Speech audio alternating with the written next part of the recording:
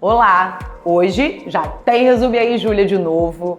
E vocês têm visto, né, os últimos Resume Aí, eu sempre amo ler muito sobre livros, né, que falam um pouco sobre inteligência emocional. O último foi sobre inteligência artificial. Então eu adoro ler livros assim, realmente sobre o comportamento, né? Sobre as tendências, sobre como o nosso cérebro funciona, sobre hábitos. E aí eu falei, fui numa sequência de 3 livros falando sobre inteligência emocional, artificial. Eu falei assim, agora eu vou dar uma virada capotante e vim para um livro lançamento, né, de um autor nacional, que é Thiago Nigro, falando sobre finanças. E por que eu escolhi esse livro? Parei nesse livro, enfim, né, falar, né, sobre aprendizado é uma coisa que me move muito. Eu tô sempre lendo, escutando podcasts, e aí eu escutei um podcast dele explicando sobre o conceito desse livro,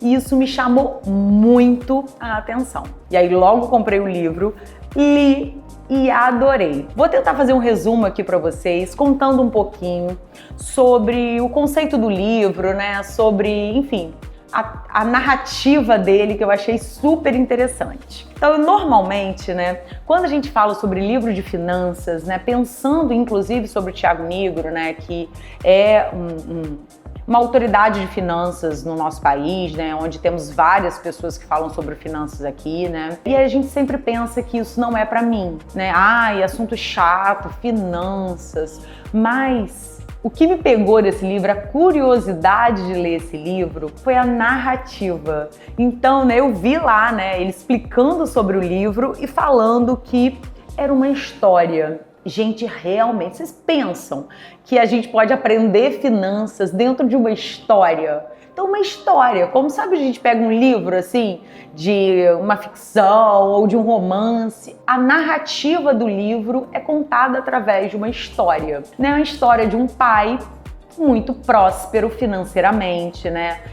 Um empresário e uma filha que não quer seguir a carreira do pai, onde sonha, né, em tentar fazer o oposto do que o pai faz, que chega no momento dela escolher a faculdade que ela quer fazer, a Lídia, e ela decide que ela quer, né, fazer artes plásticas. Para quê? Para ter realmente um confronto com o pai e mostrar, né, que ela não gosta desse mundo que ele vive e que talvez, ela fala num trecho de uma conversa deles falando que a única coisa que o dinheiro comprou foi a falta de tempo do pai durante a infância dela. Então, algumas coisas duras que o pai escutou ali, né, sobre toda essa trajetória dele como um empresário de sucesso e que faz toda a construção da narrativa do livro em torno desse pai e filha. E ele fala de um conceito, né, que é exatamente o homem que comprou o tempo. E todas as vezes, né, que a gente fala sobre dinheiro, sobre tempo, né, então são coisas que eu acho que realmente mexem um pouco com a gente, porque a gente sempre pensa, né, como a Lídia falando, que de repente uma pessoa que para ela ganhar muito dinheiro, para ela ser um empresário de sucesso, ela acaba sendo escravo do tempo, né? O dinheiro, ele vai escravizando as pessoas nessa busca incessante, né, por, na verdade, se dedicar cada vez mais a evoluir, né, como um grande empresário, para cada vez ganhar mais dinheiro, e acabam perdendo o tempo. E aí ele fala exatamente sobre isso, né? Como que, na verdade, né, às vezes a gente acha que liberdade tem muito a ver com dinheiro. E ele diz, né, que liberdade tem a ver com tempo. Quanto mais tempo a gente tem, mais liberdade a gente tem. E muitas vezes a gente acha o oposto, né? Que quanto mais dinheiro a gente tem, mais liberdade a gente tem. Mas a gente também tem muitos exemplos de pessoas que têm muito dinheiro e que o dinheiro escraviza elas, né? Que não tem nenhum tipo de liberdade, pelo contrário. Só pensam em construir e ficar gastando todo o tempo que elas têm exatamente em prol de ter esse fruto, né? Dinheiro. E tem uma passagem do livro, né, que ele fala muito sobre isso, né? Sobre o dinheiro, um ativo, né? Ele diz assim: assim como em qualquer plantação, antes de colher os frutos, é preciso plantar. Mas quando falamos de dinheiro, muitos veem apenas como um fruto. E aí ele explica, né? Em outras palavras, as pessoas se concentram tanto no fruto do dinheiro, representado pelo status, ostentação e tudo que ele pode proporcionar, que acabam gastando todo o dinheiro perseguindo essas coisas. O que não percebe é que para ter mais dinheiro é necessário plantar esse dinheiro, ou seja, investir em vez de guardar. Para ter dinheiro em abundância, é preciso renunciar ao consumo e plantar essa semente. Então, o que ele diz, né? Que quando a gente realmente não quer ser escravizado pelo dinheiro, o dinheiro tem que deixar de ser o fruto e ser a semente. Então, às vezes a gente ganha o dinheiro e utiliza ele como um fruto. Então, eu trabalho, o plantar é o trabalhar, e o fruto é o dinheiro. E o que a gente faz com o fruto? A gente sempre come, utiliza. E aí a gente precisa de cada vez trabalhar mais para ter o fruto, comer, trabalhar mais. E a gente fica nesse fluxo incessante disso que está acontecendo. E ele explica exatamente o oposto, né? Que lá no livro muito antigo, que eu já li há muitos anos atrás, esse conceito ficou muito claro para mim, que é o pai rico, pai pobre, do ativo e do passivo. Então, muitas pessoas, né, acabam correndo sempre muito atrás de dinheiro, mas em algum momento da vida a gente precisa de entender que o dinheiro ele é uma semente e que até para a gente chegar ao momento da gente usufruir, a gente já precisa de ter plantado muito. Então, às vezes, né, a gente é exatamente esse conceito de ativo e passivo. Então, a gente às vezes está sempre tendo muitos passivos, né? Então, a gente ganha dinheiro, a gente quer comprar um carro. A gente ganha dinheiro, a gente quer comprar uma casa. A gente ganha o dinheiro, a gente sempre em coisas que vão gerar mais despesas ao invés de trazer algum tipo de rentabilidade pra gente. Eu vou contar um pouquinho, né, da minha história aqui nas clínicas, né? Hoje eu tenho 3 clínicas, mas imagina, como todo mundo, o início sempre é muito difícil. E eu tenho um sócio, né, que é o meu marido, e que no início, né, todo investimento foi muito difícil pra gente poder construir a primeira clínica.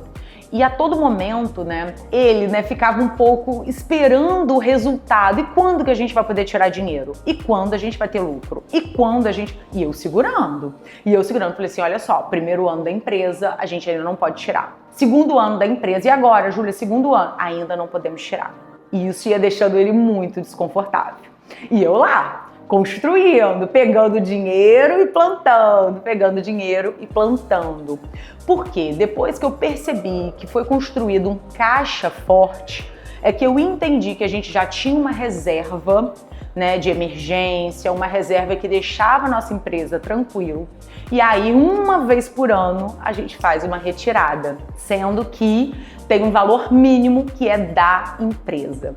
Então, dentro desse livro, né, eu acho que é isso. O Tiago, ele vai falando de conceitos muito importantes de uma forma muito leve dentro de uma narrativa, de uma história. Então, quando a gente pensa nisso, em ativo e passivo, as pessoas se enganam muito. Então, todo o primeiro dinheiro, elas querem investir não em algo que dê mais dinheiro para elas. Elas querem investir em algo que acaba consumindo dinheiro. E eu sei, Júlia, mas eu trabalho para ter coisas que me satisfaçam. Eu entendo, mas você precisa de esperar, porque o tempo é que vai fazer com que isso chegue até você, que você possa realmente utilizar o dinheiro como uma semente e ela vai dar frutos suficientes para que você depois possa usufruir e replantar. O que não pode é todo fruto você usufruir e depois não ter como replantar, né? A gente consome tudo e depois não tem como a gente fazer o dinheiro, fazer mais dinheiro pra gente. Então a gente não tem essa paciência.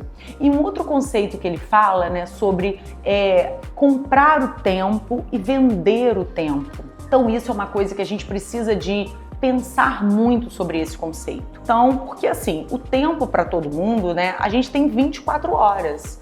Então, se a gente tiver 24 horas para trabalhar, então vamos pensar, com quanto tempo será que a gente consegue trabalhar? 12 horas? Tem gente que trabalha, enfim, um desespero, 18 horas. mas o tempo ele é finito, então um dia não dá para você trabalhar muito mais. Então como que eu vou conseguir ganhar mais dinheiro? Quando eu conseguir comprar o tempo de outras pessoas. Então, em vez de eu ter 1 hora trabalhando, eu tenho a minha hora e tenho a hora de mais uma outra pessoa. Então, ele diz aqui no livro que esse é o conceito onde a gente tem maior facilidade de enriquecer. É quando a gente compra o tempo de outras pessoas. Então, existem pessoas que vendem sua hora, né? Enfim, trabalham ganhando por hora, e tem pessoas que compram hora de outras pessoas. Então isso faz com que esse conceito que ele mostra aqui faz com que essa pessoa consiga prosperar mais, né? Porque enquanto, né, ela tá ali trabalhando 1 hora, tem outras pessoas trabalhando várias horas junto dela também. Então isso faz com que ela consiga mais tempo, né, na verdade, investidos para aquele trabalho, né? Então esse é um conceito muito forte e que ele, durante toda a trajetória dessa história, ele vai contando isso para a filha. E é muito lúdico toda a história, né? Porque eles vão, né, tem um artefato que é uma tábua do tempo e que a filha quebra, e aí eles vão lá para a época da Mesopotâmia, mas aí eles não se encontram, e aí a filha vai andando pelos caminhos tentando encontrar o pai lá naquele lugar do passado, totalmente perdida, nem entendendo o que ela tá fazendo lá. E aí ela vai passando, conhecendo algumas pessoas, tipo, o pai dela passa por um lugar e ela chega depois, o pai dela, e ela tá sempre buscando e ele tá sempre passando por aqueles lugares. E aí ela vai conhecendo o pai dela através dessas pessoas, e o pai vai passando pelos lugares e ensinando alguns conceitos, né, de como fazer aquela barraquinha lá na época passada, prosperar mais, vender mais. Ele vai ensinando alguns conceitos de realmente de como usufruir, de usar o dinheiro, de usar o seu negócio a favor de que você consiga prosperar e, ao mesmo tempo, saber comprar o tempo, né? Então, ele vai dando esses ensinamentos de como as empresas podem fazer isso, como as pessoas, né, podem fazer isso. E aí eu vou ler mais um trechinho aqui, falando sobre uma parte que eu achei super interessante.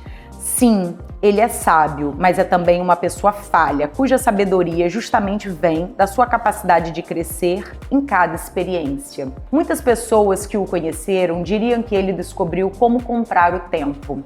Mas eu digo que o meu pai descobriu que o tempo é inestimável, pois ele sabe o significado de perdê-lo. Então, nesse trecho, né, que já é bem no finalzinho do livro, a filha percorrendo tudo isso que o pai, ela muda a visão do pai, porque ela conheceu o pai através de outras pessoas.